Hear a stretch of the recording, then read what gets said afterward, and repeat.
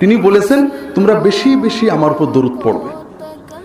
একবার দরুদ পড়লে 10টা নেকি, 10টা গুনাহ মাফ হবে, 10টা মর্যাদা বাড়াবে, ফেরেশতারা দোয়া করবে, স্বয়ং আল্লাহ রহমত নাজির করবে, ফেরেশতারা আপনার দরুদ সালাম নবীজির কবরে নিয়ে যাবে, স্বয়ং রাসূলুল্লাহ সাল্লাল্লাহু আলাইহি ওয়াসাল্লাম আপনার জন্য দোয়া করবে।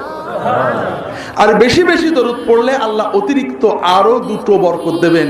একটা হলো দুনিয়ার টেনশন আপনি আল্লাহ দূর করে দেবেন, আর একটা হলো আখিরাতে আল্লাহ রাসূলের শাফাআত আপনার পাওনা হবে।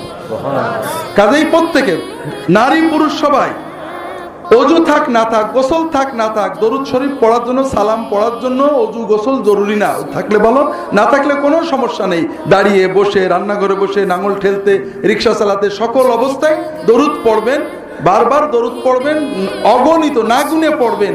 বিশেষ করে দিনের ভিতরে অন্তত যতটুকু পারেন। আল্লাহ রাসূল সাল্লাল্লাহু আলাইহি ওয়াসাল্লাম একটা হাদিসে বলছেন, মান সাল্লা আলাইয়া ফিল গাদাতি আহসান ওয়া ফিল মাসা আহসান হাল্লাত লাহু শাফাআতি। যদি কেউ নারী পুরুষ সকালে 10 বার, সন্ধ্যায় 10 বার দরুদ পড়ে আমার উপরে, আমার শাফাআত তার পাওনা হবে। তবে বেশি করে দরুদের জন্য একটা ওজিফা রাখবেন।